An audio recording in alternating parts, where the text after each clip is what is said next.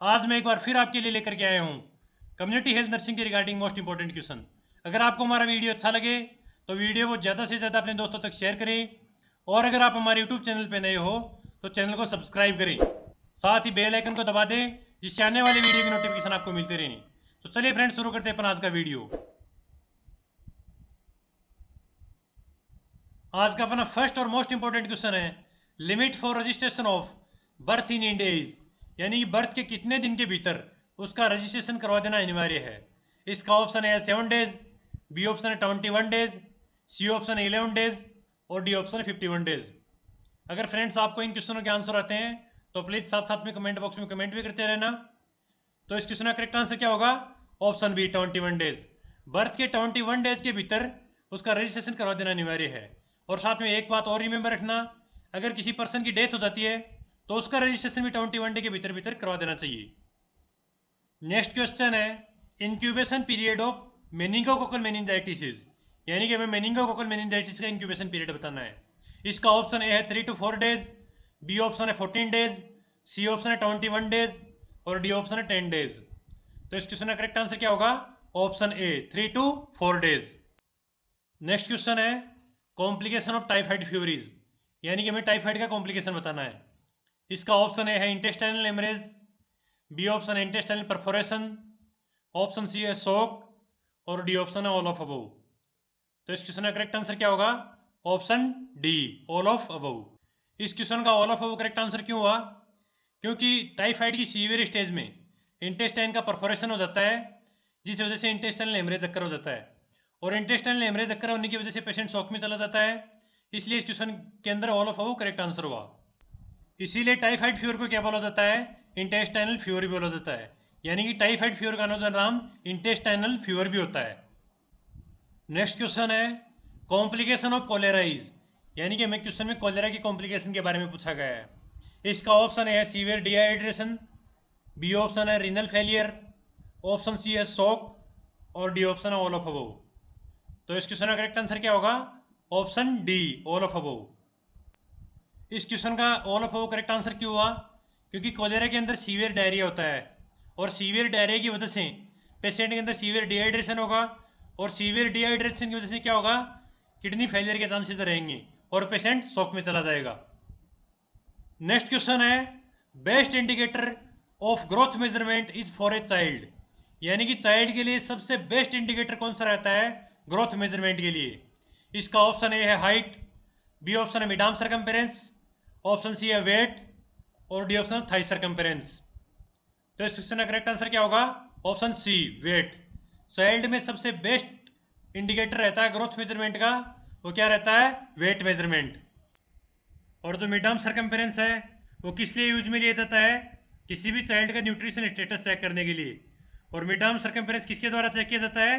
Sakir tape के द्वारा। Next question है rural health scheme was on the recommendation by which committee, यानी कि रूरल हेल्थ स्कीम का रिकमेंडेशन किस कमेटी ने दिया था। इसका ऑप्शन ए है भोर कमेटी, बी ऑप्शन है चड्डा कमेटी, ऑप्शन सी है श्रीवास्तव कमेटी और डी ऑप्शन है मुखर्जी कमेटी। तो इस क्वेश्चन का करेक्ट आंसर क्या होगा? Option C Srivastava committee. Next important note है, ये भी आपको ध्यान में रखना है, one basic health worker for 10,000 population was recommended by Chadha committee, यानी कि चड्डा कमेटी ने 10,000 पॉपुलेशन पर वन बेसिक हेल्थ वर्कर के लिए रिकमेंडेशन दिया था। नेक्स्ट इंपॉर्टेंट क्वेश्चन है a person with no sign of disease but may transmit it called, यानी कि किसी पर्सन में डिजीज कंडीशन है, कोई भी साइन नहीं है, बट उस डिजीज कंडीशन को ट्रांसमिट कर सकता है, उसको क्या बोलेंगे? इसका ऑप्शन ए है कैरियर पर्सन, बी ऑप्शन है मीडिएटर पर्सन, सी ऑप्शन है इन्फेक्टेड पर्सन और डी ऑप्शन है नन ऑफ दीज। तो इस क्वेश्चन का करेक्ट आंसर क्या होगा? Option A carrier person. Carrier person वो पर्सन होता है जिसमें डिजीज कंडीशन है, कोई भी साइन नहीं रहता, बट फिर भी उस डिजीज कंडीशन को one person to another person के अंदर वो स्प्रेड कर सकता है। नेक्स्ट इंपॉर्टेंट क्वेश्चन है स्वच्छ भारत अभियान वाज स्टार्टेड इन इंडिया, यानी कि इंडिया में स्वच्छ भारत अभियान कभी स्टार्ट हुआ था। इसका ऑप्शन ए है 15 अगस्त 2014, ऑप्शन बी है 26 जनवरी 2014, ऑप्शन सी है 12 मई 2016 और डी ऑप्शन है 2 अक्टूबर 2014। तो स्वच्छ भारत अभियान इंडिया में कभी स्टार्ट हुआ था? इसका करेक्ट आंसर क्या होगा? Option D two October 2014। Next important question है, eligible couple should be registered at, यानी कि जो एलिजिबल कपल होते हैं उसका रजिस्ट्रेशन या फिर रिकॉर्ड कहाँ पर मेंटेन किया जाता है। इसका ऑप्शन ए है CHC, बी ऑप्शन है PHC, ऑप्शन सी है डिस्ट्रिक्ट हॉस्पिटल और डी ऑप्शन है सब सेंटर। तो इस क्वेश्चन का करेक्ट आंसर क्या होगा? Option D, sub centre. Eligible couple का रजिस्ट्रेशन कहाँ पर किया जाता है? सब सेंटर पर। और इंडिया में एलिजिबल कपल कितने हैं? पर 1000 पर 150 to 180। नेक्स्ट क्वेश्चन है, 3-tier system of health care delivery in rural area will be recommended by, यानी कि रूरल एरिया में 3-tier सिस्टम का रिकमेंडेशन कौन सी कमेटी ने दिया था? इसका ऑप्शन ए है चड्डा कमेटी, बी ऑप्शन है मुखर्जी कमेटी, ऑप्शन सी है भोर कमेटी और डी ऑप्शन श्रीवास्तव कमेटी। तो इस क्वेश्चन का करेक्ट आंसर क्या होगा? Option D, Srivastava committee. और श्रीवास्तव कमेटी के लिए मैंने दो और इंपॉर्टेंट पॉइंट इंक्लूड किए हैं। Reorientation of medical education also recommended by Srivastava committee, यानी कि ROME का रिकमेंडेशन भी श्रीवास्तव कमेटी ने दिया था और विलेज हेल्थ गाइड का रिकमेंडेशन भी श्रीवास्तव कमेटी ने दिया था। नेक्स्ट क्वेश्चन है, PHC will be managed by, यानी कि प्राइमरी हेल्थ केयर सेंटर किसके द्वारा मैनेज किया जाता है? इसका ऑप्शन ए है SNO, बी ऑप्शन है मेडिकल ऑफिसर, सी ऑप्शन है हेल्थ गाइड और डी ऑप्शन है मेडिकल ऑफिसर। तो इस क्वेश्चन का करेक्ट आंसर क्या होगा? Option D, medical officer. PHC का मैनेजमेंट किसके द्वारा किया जाता है? मेडिकल ऑफिसर के द्वारा। और जो सब सेंटर है उसका मैनेजमेंट किसके द्वारा किया जाता है? मल्टीपर्पज हेल्थ वर्कर के द्वारा। नेक्स्ट और मोस्ट इंपॉर्टेंट क्वेश्चन है, स्लोगन ऑफ WHO 2020, यानी कि मैं वर्ल्ड हेल्थ ऑर्गेनाइजेशन का 2020 का स्लोगन बताना है। इसका ऑप्शन ए है depression let's talk, option B है universal health coverage everyone and everywhere, option C है support the nurses and midwife और डी ऑप्शन है नन ऑफ दीज। तो इस क्वेश्चन का करेक्ट आंसर क्या होगा? Option C, support the nurses and midwife. और 2018 और 2019 का बिल्कुल सेम स्लोगन था, वो क्या था? Universal health coverage everyone and everywhere. और 2017 का स्लोगन क्या था? Depression let's it's talk. Next question है, mobile medical care is provided services to all except, यानी कि जो मोबाइल मेडिकल केयर टीम है वो इनमें से कौन सी केयर प्रोवाइड नहीं करती? इनमें से 3 केयर तो प्रोवाइड करती है वो, बट एक केयर कौन सी प्रोवाइड नहीं करती, वो ऑप्शन में चूज करके बताना है। इसका ऑप्शन है primary health care, B option है secondary health care, option C है टर्सरी हेल्थ केयर और डी ऑप्शन है नियर होम केयर। तो इस क्वेश्चन का करेक्ट आंसर क्या होगा? Option C, tertiary health care. जो मोबाइल हेल्थ केयर टीम है वो टर्सरी हेल्थ केयर प्रोवाइड नहीं करती। और कौन कौन सी केयर प्रोवाइड करती है? Primary health care, secondary health care और near home care. Next important question है, रोड टू हेल्थ कार्ड और the growth chart was first design by, यानी कि रोड टू हेल्थ कार्ड और ग्रोथ कार्ड किसके द्वारा डिजाइन किया गया था? इसका ऑप्शन ए है इवान चेडविक, बी ऑप्शन है both A and C option है डेविड मोरले और डी ऑप्शन है मेंडल। और इस क्वेश्चन का करेक्ट आंसर क्या होगा? Option C, David Morley. जो रोड टू हेल्थ कार्ड और ग्रोथ कार्ड है वो किसके द्वारा डिजाइन किया गया था? डेविड मोरले के द्वारा। नेक्स्ट क्वेश्चन है, 3 million plan is given by which committee, यानी कि 3 मिलियन प्लान किस कमेटी के द्वारा दिया गया था? इसका ऑप्शन है Kartar Singh committee, B option है Chadha committee, option C Srivastava committee और डी ऑप्शन है भोर कमेटी। तो 3 मिलियन प्लान किसके द्वारा दिया गया था? भोर कमेटी के द्वारा। नेक्स्ट इंपॉर्टेंट नोट ये भी आपको रिमेंबर रखना है, a group of medical education and support the manpower was proposed by Shrivastava committee, यानी कि श्रीवास्तव कमेटी ने एक group of medical education and support the manpower का रिकमेंडेशन दिया था। और साथ में एक बात और रिमेंबर रखनी है, concept of multipurpose health worker is given by Kartar Singh committee, यानी कि मल्टीपर्पज हेल्थ वर्कर का कॉन्सेप्ट करतार सिंह कमेटी ने दिया था। नेक्स्ट क्वेश्चन है, first census was conducted in India, यानी कि इंडिया में फर्स्ट सेंसस कब कंडक्ट हुआ था? इसका ऑप्शन ए है 1882, बी ऑप्शन है 1775, ऑप्शन सी है 1881 और डी ऑप्शन है 1702। तो इस क्वेश्चन का करेक्ट आंसर क्या होगा? ऑप्शन सी, 1881 में। 1881 में क्या कंडक्ट हुआ था? इंडिया में फर्स्ट सेंसस कंडक्ट हुआ था। और लास्ट टाइम कब सेंसस कंडक्ट हुआ था? 2011 में। और इंडिया में एवरी 10 ईयर से सेंसस को कंडक्ट किया जाता है और अब कब कंडक्ट होने का अनुमान है? 2021 में। नेक्स्ट क्वेश्चन है, मिडाम सर्कमफेरेंस इज कांस्टेंट ड्यूरिंग, यानी कि जो मिडाम सर्कमफेरेंस है वो कांस्टेंट कब रहता है? इसका ऑप्शन ए है 0 to 6 मंथ, बी ऑप्शन है 1 to 10 ईयर, ऑप्शन सी है 1 to 5 ईयर, डी ऑप्शन है 10 ईयर। तो इस क्वेश्चन का करेक्ट आंसर क्या होगा? Option B 1 to 5 year. 1 to 5 year के जो चाइल्ड होते हैं उसमें मिड आर्म सर्कमफेरेंस कांस्टेंट रहता है और ये न्यूट्रिशनल स्टेटस को इंडिकेट करता है। और मिड आर्म सर्कमफेरेंस किसके द्वारा मेजर किया जाता है? साकिर टेप के द्वारा। नेक्स्ट इंपॉर्टेंट क्वेश्चन है, PMJY was launched in India, यानी कि इंडिया में प्रधानमंत्री जन आरोग्य योजना कब स्टार्ट हुई थी? इसका ऑप्शन ए है 2004, बी ऑप्शन 2007, ऑप्शन सी है 2006 और डी ऑप्शन 2018। तो पीएमजेवाई इंडिया में कब स्टार्ट हुई थी? 2018 में। और पीएमजेवाई का नूतन नाम क्या है? आयुष्मान भारत योजना। और पीएमजेवाई करेक्ट कब स्टार्ट हुई थी? 23 सितंबर 2018 में। Most common tool for community health worker to promote health is, यानी कि कम्युनिटी हेल्थ वर्कर का मोस्ट कॉमन टूल क्या होता है हेल्थ को प्रमोट करने के लिए? इसका ऑप्शन ए है refer the hospital, B option है administration of the drug, option C है हेल्थ एजुकेशन और डी ऑप्शन है एंटीनेटल केयर। अगर आपको इन क्वेश्चनों के आंसर आते हैं तो प्लीज कमेंट बॉक्स में साथ साथ कमेंट भी करते जाना। तो इस क्वेश्चन का करेक्ट आंसर क्या होगा? Option C health education. किसी कम्युनिटी हेल्थ वर्कर का मोस्ट कॉमन टूल क्या होता है हेल्थ को प्रमोट करने के लिए? हेल्थ एजुकेशन, यानी कि जो कम्युनिटी के अंदर मेंबर होते हैं उनको हम हेल्थ एजुकेशन देते हैं उनकी हेल्थ को प्रमोट करने के लिए। नेक्स्ट इंपॉर्टेंट क्वेश्चन भी हेल्थ एजुकेशन से रिलेटेड है। तो नेक्स्ट क्वेश्चन है, main principle of health education is, यानी कि हेल्थ एजुकेशन का मेन प्रिंसिपल क्या है? इसका ऑप्शन ए है it should be according to family status, यानी कि ये फैमिली स्टेटस के अकॉर्डिंग होनी चाहिए।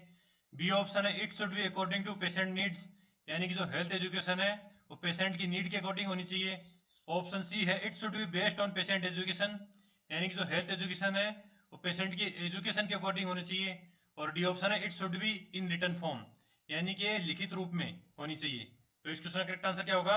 Option B it should be according to patient need, यानी कि जो हेल्थ एजुकेशन होती है वो पेशेंट की नीड के अकॉर्डिंग होनी चाहिए। यही हेल्थ एजुकेशन का सबसे मेन प्रिंसिपल है।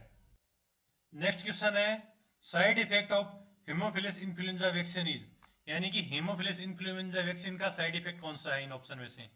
इसका ऑप्शन ए है लिथार्जी, बी ऑप्शन है यूटिकायरिया, ऑप्शन सी है लो ग्रेड फीवर और डी ऑप्शन है जनरलाइज्ड रेस। तो इस क्वेश्चन का करेक्ट आंसर क्या होगा? Option C low grade fever. Low grade fever किसका साइड इफेक्ट होता है? हेमोफिलस इन्फ्लुएंजा वैक्सीन का। एक इंपॉर्टेंट नोट भी इंक्लूड किया है मैंने कि जो हेमोफिलस इन्फ्लुएंजा वैक्सीन की इंजेक्टेड साइट है उस पर कुछ माइल्ड प्रॉब्लम भी देखने को मिलती हैं। वो कौन कौन सी होती हैं? रेडनेस, पेन और स्वेलिंग, ये माइल्ड प्रॉब्लम होती हैं। जबकि हेमोफिलस इन्फ्लुएंजा का साइड इफेक्ट क्या होता है? Low grade fever. Next question है, how much amount of ANS will be used to dilute the BCG vaccine, यानी कि कितनी अमाउंट यूज में ली जाती है नॉर्मल सेलेन की बेसिलस कालमेटिक यूरिन को डायल्यूट करने के लिए? इसका ऑप्शन ए है 2 ml, बी ऑप्शन है 0.5 ml, ऑप्शन सी है 8 ml और डी ऑप्शन है 1 ml। तो इस क्वेश्चन का करेक्ट आंसर क्या होगा? Option D 1 ml।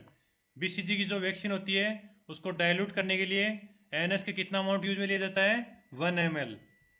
Next question है, conducting pap smear examination to detect cervical cancer is which type prevention, यानी कि सर्वाइकल कैंसर को डिटेक्ट करने के लिए जो पैप स्मीयर कंडक्ट किया जाता है वो किस टाइप का प्रिवेंशन है? इसका ऑप्शन ए है प्राइमरी प्रिवेंशन, बी ऑप्शन है सेकेंडरी प्रिवेंशन, ऑप्शन सी है टर्सरी प्रिवेंशन और डी ऑप्शन है स्पेसिफिक प्रोटेक्शन। तो इस क्वेश्चन का करेक्ट आंसर क्या होगा? Option B secondary prevention. Secondary prevention में क्या क्या आता है? Early diagnosis and treatment. और पैप स्मीयर किसको डिटेक्ट करने के लिए डायग्नोसिस किया जाता है? सर्वाइकल कैंसर को डिटेक्ट करने के लिए। तो इस क्वेश्चन का करेक्ट आंसर क्या होगा? Option B secondary prevention. Next question है, post pill amenorrhoea is treated by, यानी कि जो ओरल कॉन्ट्रासेप्टिव पिल्स हैं उनको यूज में लेने के बाद जो एमिनोरिया की कंडीशन अकर होती है वो किसके थ्रू ट्रीट की जाती है? इसका ऑप्शन ए है ईस्ट्रोजन, बी ऑप्शन है क्लोनिडीन, ऑप्शन सी है प्रोजेस्टेरोन और डी ऑप्शन है क्लोमिफेन। तो इस क्वेश्चन का करेक्ट आंसर क्या होगा? Option D clomiphene. जो क्लोमिफेन सिट्रेट है वो यूज में ली जाती है पोस्ट पिल एमिनोरिया को ट्रीट करने के लिए। क्लोमिफेन सिट्रेट को यूज में लेने के पीछे पर्पज क्या होता है? ये एक नॉन स्टेरॉयडल एजेंट है जो कि ओव्यूलेशन के लिए स्टिमुलेट करती है। किसको स्टिमुलेट करती है? पिट्यूटरी ग्लैंड और ओवेरियन सिस्टम को। और इसकी वजह से मल्टीपल बर्थ के चांसेस भी इंक्रीज हो जाते हैं क्योंकि कभी कभार जो क्लोमिफेन सिट्रेट है वो ज़्यादा ओव्यूलेशन को स्टिमुलेट कर देती है, जिसकी वजह से ओवम का सिक्रीशन बढ़ जाता है और मल्टीपल प्रेगनेंसी या फिर मल्टीपल बर्थ देखने को मिलता है। नेक्स्ट क्वेश्चन है honeymoon contraception also known as, यानी कि हनीमून कॉन्ट्रासेप्शन को अनदर किस नाम से जाना जाता है। इसका ऑप्शन ए है बैरियर मेथड, बी ऑप्शन है combined oral pills, option C है इंट्रायूटेराइन डिवाइस और डी ऑप्शन है रिदेमिक मेथड। तो इस क्वेश्चन का करेक्ट आंसर क्या होगा? Option B combined oral pills. Honeymoon contraception के नाम से किसे जाना जाता है? कंबाइंड ओरल पिल्स को। और इंपॉर्टेंट नोट दे रखा है, ये भी आपको ध्यान में रखना है, जो ओरल कॉन्ट्रासेप्टिव पिल्स हैं वो मेथड ऑफ चॉइस के रूप में यूज में ली जाती हैं न्यूली मैरिड कपल के लिए, और जो कमर्शियल सेक्स वर्कर हैं उसके लिए कॉन्ट्रासेप्टिव चॉइस कौन सी होती है? Barrier method. नेक्स्ट क्वेश्चन है most important component of oral contraceptive agent is, यानी कि ओरल कॉन्ट्रासेप्टिव एजेंट में सबसे मोस्ट कॉमन कंपोनेंट कौन सा होता है? इसका ऑप्शन ए है थायरोक्सिन, बी ऑप्शन है एलएच, ऑप्शन सी है प्रोजेस्ट्रॉन और डी ऑप्शन है जीएच। तो इस क्वेश्चन का करेक्ट आंसर क्या होगा? Option C progesterone. जो ओरल कॉन्ट्रासेप्टिव एजेंट होते हैं उसके अंदर सबसे मोस्ट कॉमन जो कंपोनेंट होता है वो कौन सा होता है? प्रोजेस्ट्रॉन। नेक्स्ट क्वेश्चन है oral pills inhibit pregnancy by, यानी कि जो ओसीपी होती हैं ओरल कॉन्ट्रासेप्टिव पिल्स वो प्रेगनेंसी को कैसे इनिबिट करती हैं? इसका ऑप्शन ए है by inhibiting ovulation, option B है by destroying sperm, option C है बाई डिस्ट्रॉय जाइगोट और डी ऑप्शन है ऑल ऑफ अबव। तो इस क्वेश्चन का करेक्ट आंसर क्या होगा? Option A by inhibiting ovulation, यानी कि जो ओरल कॉन्ट्रासेप्टिव पिल्स हैं वो ओव्यूलेशन को इनिबिट कर देती हैं, क्योंकि जो ओरल कॉन्ट्रासेप्टिव पिल्स हैं वो पिट्यूटरी ग्लैंड के गोनेडोट्रोपिन के सिक्रीशन को ब्लॉक कर देती है। और पिट्यूटरी ग्लैंड से कौन कौन से गोनेडोट्रोपिन सिक्रेट होते हैं? एफएसएच और एलएच। और जो एफएसएच और एलएच हार्मोन होते हैं वो ओव्यूलेशन के लिए नेसेसरी होते हैं, अगर ये ब्लॉक हो जाएंगे तो ओव्यूलेशन नहीं हो पाएगा, इसकी वजह से जो ओव्यूलेशन है वो इनिबिट हो जाएगा। नेक्स्ट क्वेश्चन है drug of choice of human infection with avian influenza A virus is, यानी कि ड्रग ऑफ चॉइस क्या होगी? एवियन इन्फ्लुएंजा ए वायरस की, जिसको हम बर्ड फ्लू के नाम से भी जानते हैं। इसका ऑप्शन ए है पेनिसिलिन जी, बी ऑप्शन है एडिनोफाविर, ऑप्शन सी है ओसल्टामिविर और डी ऑप्शन है मेट्रोनिडाजोल।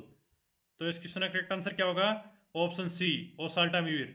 ओसल्टामिविर दो डिजीज की ड्रग ऑफ चॉइस होती है, एक तो बर्ड फ्लू की जिसे हम एवियन इन्फ्लुएंजा ए के नाम से जानते हैं और दूसरी स्वाइन फ्लू की, और ओसल्टामिविर को हम टेमीफ्लू के नाम से भी जानते हैं। नेक्स्ट क्वेश्चन है ड्रग ऑफ चॉइस ऑफ अमीबेसिस, यानी कि हमें अमीबेसिस की ड्रग ऑफ चॉइस बतानी है। इसका ऑप्शन ए है पेनिसिलिन जी, बी ऑप्शन है आइबुप्रोफेन, ऑप्शन सी है डॉक्सीसाइक्लिन और डी ऑप्शन है मेट्रोनिडाजोल। तो इस क्वेश्चन का करेक्ट आंसर क्या होगा? Option D metronidazole. अमीबेसिस की ड्रग ऑफ चॉइस क्या होती है? मेट्रोनिडाजोल। जो मेट्रोनिडाजोल और टिनिडाजोल है वो एंटी प्रोटोजोल ड्रग होती हैं, जो कि प्रोटोजोआ को डिस्ट्रॉय करने के लिए यूज में ली जाती हैं। और ये मेनली किसके लिए यूज में ली जाती हैं? एंटरमीबा स्टोलाइटिका और लिशमैनियासिस के प्रोटोजोआ को डिस्ट्रॉय करने के लिए। नेक्स्ट क्वेश्चन है sleep sickness is caused by, यानी कि स्लीप सिकनेस किसके द्वारा होता है? इसका ऑप्शन ए है टेस्ट फ्लाई, बी ऑप्शन है ब्लैक फ्लाई, ऑप्शन सी है हाउस फ्लाई और डी ऑप्शन है मॉस्किटो। तो इस क्वेश्चन का करेक्ट आंसर क्या होगा? Option A tsetse fly. जो टेस्ट फ्लाई है उसको ब्लड सकिंग फ्लाई के नाम से भी हम जानते हैं, जो कि साउथ अफ्रीका के सारा डेजर्ट में पाई जाती है। जो टेस्ट फ्लाई होती है वो तो वेक्टर के रूप में वर्क करती है स्लीप सिकनेस का, बट जो मेन पॉजिटिव एजेंट होता है वो कौन सा होता है? ट्रिपेनोसोमा गैम्बीज, जिसको हम ट्रिपेनोसोम्स के नाम से भी जानते हैं। नेक्स्ट क्वेश्चन है हुकुम इंटर द बॉडी थ्रू, यानी कि हुकुम बॉडी के अंदर किसके थ्रू इंटर होता है? इसका ऑप्शन है फिकोरल रूट, बी ऑप्शन है through the skin, option C है रेस्पिरेटरी ट्रैक्ट और डी ऑप्शन है रिप्रोडक्टिव ट्रैक्ट। तो इस क्वेश्चन का करेक्ट आंसर क्या होगा? Option B through the skin. Hookworm through the skin body के अंदर इंटर होता है। और हुक्म इन्फेक्शन की ड्रग ऑफ चॉइस क्या होती है? एल्बेंडाजोल एंड मेबेंडाजोल, जो कि ब्रॉड स्पेक्ट्रम एंटी एल्मेंटिक ड्रग होती हैं। नेक्स्ट और मोस्ट इंपॉर्टेंट क्वेश्चन है the mosquito that breeds mostly in artificial collection of water, यानी कि इनमें से कौन सा mosquito artificial collection of water में स्टोर होता है? इसका ऑप्शन ए है एनाफ्लीज, बी ऑप्शन है क्यूलेक्स, ऑप्शन सी है एडिस और डी ऑप्शन है मॉन्सेनोडीज। तो इस क्वेश्चन का करेक्ट आंसर क्या होगा? Option C Aedes. जो एडिस मॉस्किटो होता है वो तो आर्टिफिशियल एक्यूमुलेटेड वाटर में जाके स्टोर होता है, जबकि जो एनाफ्लीज और क्यूलेक्स हैं वो डर्टी वाटर में स्टोर होते हैं। यानी कि एडिस तो साफ पानी में स्टोर होता है और एनाफ्लीज और क्यूलेक्स डर्टी वाटर यानी कि गंदे पानी में जाके स्टोर होते हैं। आज के लिए बस इतना ही। आई होप आपको हमारा वीडियो पसंद आया होगा। अगर आपको हमारा वीडियो पसंद आया तो इसे ज़्यादा से ज़्यादा अपने दोस्तों तक शेयर करना, और अगर आप हमारे यूट्यूब चैनल पर नए थे तो चैनल को सब्सक्राइब करना। जय हिंद, जय भारत। मिलते हैं नेक्स्ट पार्ट में।